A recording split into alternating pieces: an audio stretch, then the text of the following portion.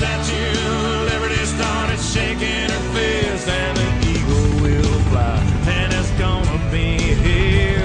I brought to you courtesy of the red, white, and blue. It's time for Veterans Issues, the show that brings you information about veterans, military, and their family. Now here's your host, Ken Rollins. Welcome into Veterans Issues. Ken Rollins here. Today's guest is Amy Henderson. She's the director of the Oxford Library. We've got some things for you veterans. Stay tuned. Get you a pen. Be right back. Welcome back to Veterans Issues, and we are brought to you by the Red, White, and Blue, like Toby Keith says. And today's show is about some veterans program at the library, and we're just going to get to know some of that about that. I wanted to do this earlier, but we couldn't do it. But anyhow, I've asked Amy Henderson to come on here today. She's the director of the Oxford Library, and we're going to talk about some of those things. So gather around. Welcome to the show, Amy. Thank you for having me. It's good to be here. Good to be anywhere, ain't it? Yes, absolutely. Now, you're local. You've been in the Oxford school system for a while, or did you work with Oxford, or did you work with another school, or you just been a library here? I have worked at the Oxford Library for about 12 years now. I did not go to the Oxford High School. When you was in the, what I call the old library over in Chocolate over there. All right, so now you're down in a new one. What street is that? It's 6th Street, it's 110 East 6th Street. Yeah, right behind City Hall and right across from the Oxford House. Yes. There in the city of Oxford. I notice you got a lot of cars there. We're going to talk about that. And how long have you been with the library? What, 12 years? Okay. Yes, sir. Well, I guess you're qualified to be the director. What I know about libraries is when I was growing up, it was a place you go check out a book, and you better get back in time. And it was a place that you had to go and be real quiet, and all you did was read and maybe take notes and write. That was the extent of the library. But as my daughter going to high school in Oxford, this is prior to iPhones and stuff like that. It was Google wasn't even a giggle, and so I take her over there, and I'd have to sit with her. She would use the things that they had, including what they call a computer. This is in the 80s, and she would get information that I was not used to back then, and I saw some of how it had progressed. But I told you earlier in the green room out there, I saw people get their taxes done there free. If I think you're elderly like me. Yes, you can actually. So you went right along. You fell right in there for you. I said, old like me. Well, what I was meaning is that it can be anybody. It does not have to be elderly, although senior citizens are preferred to be able to help, but it can be anybody. Really? Did not know. I thought it was just for 65 and over. No, sir. Something like that. That's a great thing. You've got there's a program that I wanted to talk about, but the people that was going to do it was here. We already passed this date. The 21st of May is when this event was going to happen, and it's about benefits for the veterans. That's assisted living, and I'm looking at it said it pays up to $2,120 a month tax free, directly to the veteran or the widow. Allows the veterans to live at home and assisted living facility instead of a nursing home. It can be used to reimburse an adult, child, or relative for caregiving expenses. If you've got a relative that's taking care of providing no needs, you can receive payments from the federal government for that. I'm sure this is their program. This was their program, and the library housed it. It is through local lawyers here, the Adams and Miller Law Firm, and they do a lot of work with the veterans in the area. And they would be able to answer those types of questions. What I want to say is, you veterans and your families out there, if you're watching this, give me a call. I'll give you the name of the law firm. It's Bruce Adams and Bill Miller, and it's some good information that I was not even aware that they'd do, because I know some people that could use this, and they're not ready for a nursing home or long-term care, but they want to stay in the home. And because I'm gonna tell you something, one of the hardest things to do is a relative to take their loved one and put them in a veterans home or any kind of nursing home. And they're used to the remote being here and the recliner here, little dogs or critters, and they get all that taken away from them. And it's This right here would be excellent. So you have a reading program going there of some sort. Yes. I'm trying to tie this to veterans too, so tell me what we got. The reading program starts June 15th and runs through July 31st. The theme for the summer reading program this year is superheroes. Every hero has a story. All libraries in the country are invited to use this same theme. We have expanded ours to include not only superheroes, but also other heroes that don't necessarily wear a cape. Mm-hmm. And we want to include our veterans in those heroes because they are certainly heroes. And to honor the veterans, we're having a whole week of honoring our military in specific, or in general, and the veterans in specific on June 21st, I think it is, at 1 o'clock. And we would love to have all the veterans come. We'll have current branches of the military represented, and then we'd love to have veterans there as well. Is that going to be at the library? At the library, in the community room. So they don't have any, what they got to be a fee for it or anything? No like fee.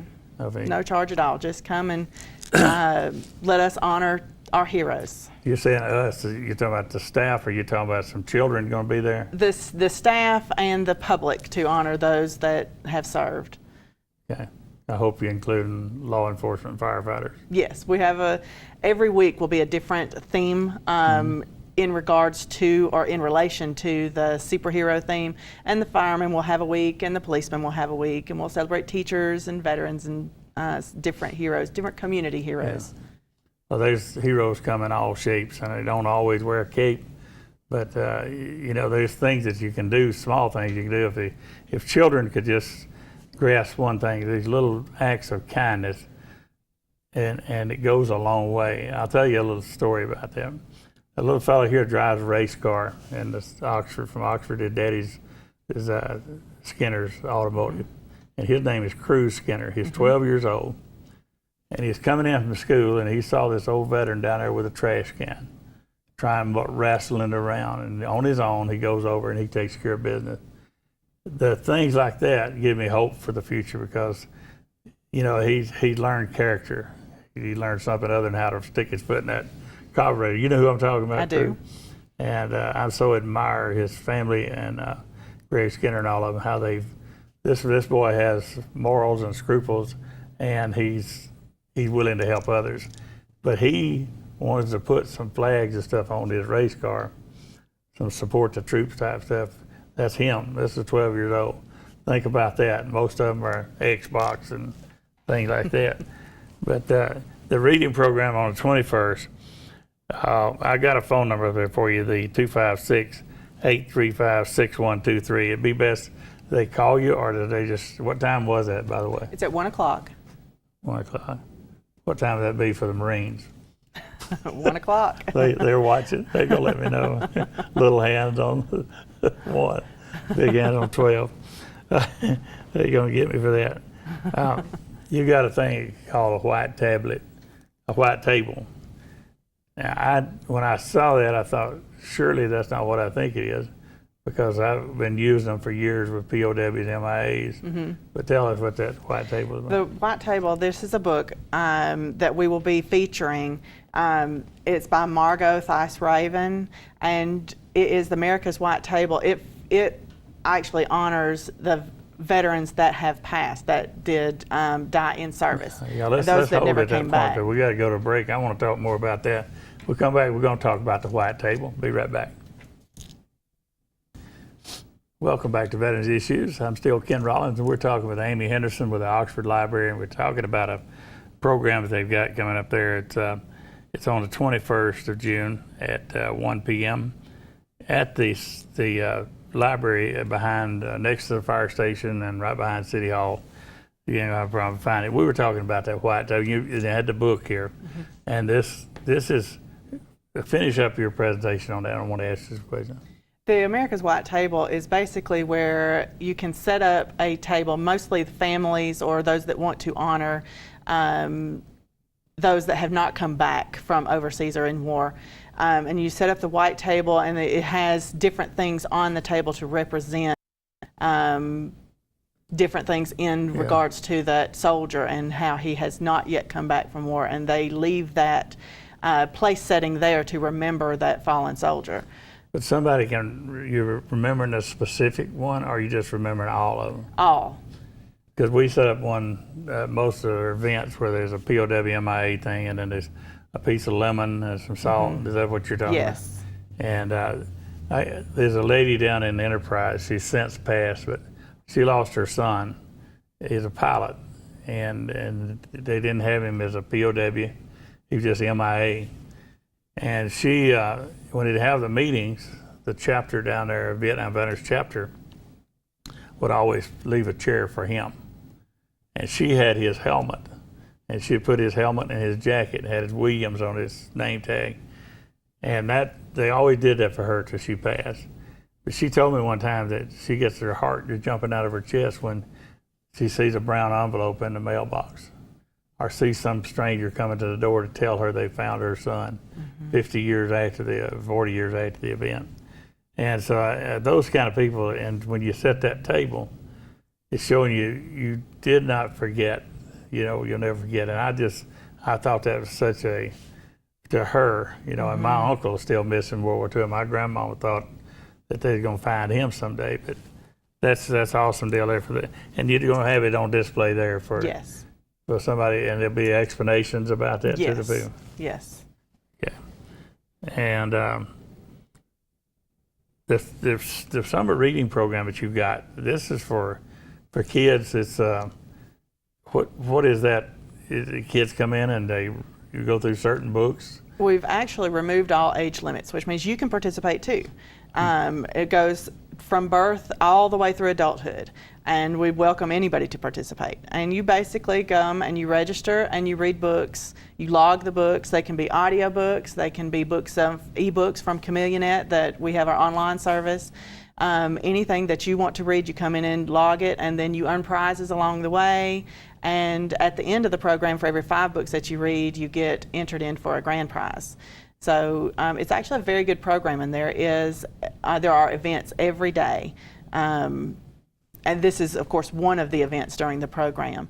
But there's an event of some sort every day, and you just basically come when your schedule allows. What is so people out there that is this to enhance the reading ability of the kid, or is it just to give them some ownership in things?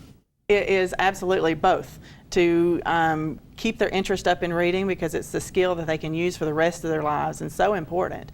Also, in the summers, there is what's called the summer slide, where the child is not in that regular school year anymore, and they don't keep those skills up, and so they move backward a little bit before the next school year starts. And this allows the summer slide to abate a little bit so that they can continue those skills through the year, through the summer, so that they can start back up again in the fall as they should be. And so we have programs to keep them interested and keep it fun, but still ask them to continue to read so that they don't lose those skills that they learned that past year. Yeah. And then adults, of course, need to keep those skills up too. I'm sure I do. But that's the thing about books, as you well know, reading is if you're not interested in reading, you can get someone interested in reading by characters, having cartoon people there or something. If they're interested in it, they can live that book. Sure. That's what I found with mine, was to be able to get inside there to. She couldn't remember anything unless you could sing it. She could remember all the words to this song. The Veterans Banquet. That is, you call it something else out of banquet. We're calling it the celebration. Celebration, okay. And that's what did we say it was? June 21st at 1 o'clock. At 1 o'clock, okay. And what are you going to, you're not going to have steak and... No, it'll be, we'll have some light refreshments, and just to come, and we will read this book, and we will let the kids that normally come into the library, they will do a little special something, and just to let the veterans in the area know we appreciate them.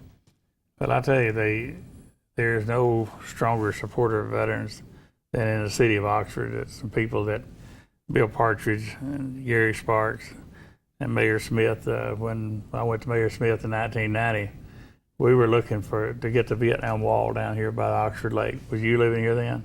I was. Okay. And everybody kind of turned us down along the way, and it cost $5,000 to get down here. And it was nothing. That mayor just snapped his fingers and said, well, you can't do that. You can't do it. But he found a way they could do it, give it to a nonprofit organization. And so anyhow, he stood up for the veterans. I'll never forget him for that. And you got Don Hudson, all these other people that really do that good. I know I'm leaving something off here. But what else do we need to make sure that I'm covered? I think that was basically it. I just wanted to make sure that our veterans in the area knew about the program, the summer reading program, and this particular event.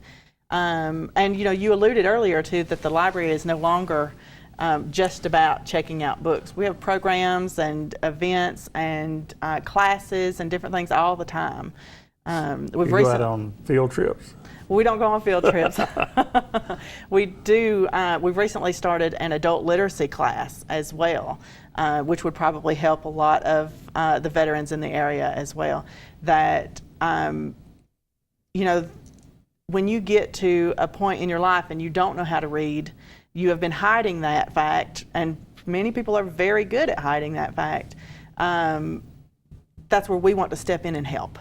My producer up in the booth is one of those people that we used to use the studio out at JSU, and we'd drive out there on Highway 21, and she couldn't read. She couldn't read speed limits and things like that. She's in my ear right now, but a lot of people can't read, like slow traffic, keep to the right. You know them people? Sure. I have really been made aware of late what a problem it is, specifically in adults and older adults in specific.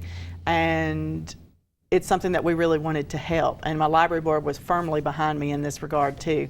And so we have started in January, and I have gotten a lot of positive feedback from it. So if someone that's listening now needs that help, just contact the library and we'll be glad. It's a one-on-one tutoring, so it's not something that would be embarrassing or anything along those lines. It's just trying to help. What do you do to tell a kid to put the Xbox down and pick up a book? Well, a lot of that's the parents, just getting them into the library, but we have these fun events that draw them to where it's not so hard to get them out of the Xbox, I hope. We have all kinds of events. Like I said, there's something every single day during the summer reading program. So when I see all the cars down there? Mm-hmm. But do you get the people that do that? Are they just volunteers, or? There are volunteers. You have people on your payroll? We do also have a staff. And we have some summer workers that are with us as well. But there are many volunteer opportunities at the library that the adults from the community come in and they teach classes and they do various things that help out the library and help out the community.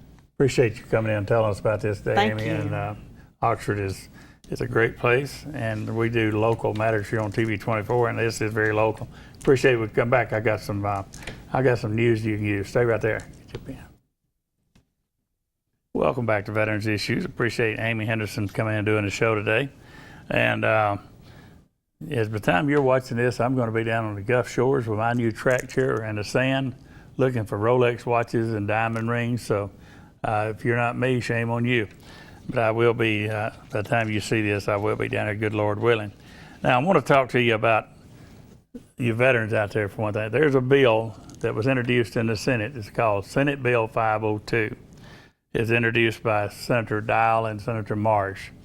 And there's several senators on this bill. It's Senator Dial, Marsh, Sanford, Albritton, Busman, McClendon, Williams, Hawley, and Melson. If you know any of those senators, they need to receive a call from you. You can Google their phone number and look it up, and you need to do that this week. You need to let them know that you don't want that. What SB 520 is, broken down, is this is it. You cannot read this, but what it says, it's going to do away with all earmarks, the Education Trust Fund, and for my concern, the Veterans Assistance Fund, along with a bunch of others. And the veterans will be fighting for the funds to take care of their veterans' home. The 67 counties we got claims officers in them that does claims. Get your widow's benefits, survivor's benefits. your children to Alabama's GI Bill, all the things that we do in that department, including a cemetery for the veterans of the state of Alabama, free. All of that goes away with this bill, or can go away with this bill, because then that the designated funds for the Veterans Assistance Fund goes into the general fund, which is just a pot of mixed up that the prisons fight for, the Medicaid fights for, everybody. And guess who's going to get the money? It won't be the veterans. The prisons are in trouble with the law, and the Medicaid is way over budget. So that's where the money's going to go. And the 4 veterans homes depend on these funds. And if they are allowed to do this, then our veterans, 450,000 veterans, are going to be at jeopardy in the state of Alabama. We asked the senator to write a point in there that this would not affect the veterans. And his answer was, if I exempt them, then I've got to exempt everybody else. So they're going to go, it's supposed to go out as an amendment to the Constitution. You'll get a chance to vote on it if it makes it out of there. But it's very important this week, when you see this show, get on the phone the next morning, whatever, or in the middle of the night, and call that number and leave a message that you want them to not do Senate Bill 502. I'm doing that because the veterans got to have the funds. We got to have that funds to keep them in the nursing homes, and that's a very expensive thing. And I can't see me going down and arguing with the Senate to need some money to repair an elevator at one of the homes or something like that. So please remember SB 502, and that's, to me, it's a veterans abolishment bill. It's a bill that just does away with the Department of Veterans Affairs in the state of Alabama. And shame on anybody who let that happen, but shame on you. Sorry, shame on you. You won't pick up the phone. Call your senator and leave a message on their answer machine. It says, do not support SB 502, Senate Bill 502. Let's see, I'll leave out some things here, but remember that driver's license annotation that you put your word veteran on there. I saw a guy come out of Lowe's the other day, had a load of lumber and a bunch of stuff, threw that card up there, had that, got his 10% off, and it's a significant amount, a discount, because he had that driver's license, that card. And guess what? He heard about it on this show, so that was helpful to him financially. And he said, I just like having a driver's license in my wallet, got the word veteran on it, so I understand what he's talking about. This week, I want this salute this week. I want, first of all, to remind you, keep putting those unserviceable flags up there on 15th Street, right behind Rite Aid. There's a place there to put them. And this salute goes out to all those that go to bat for the Alabama veterans. We'll see you next week. Salute.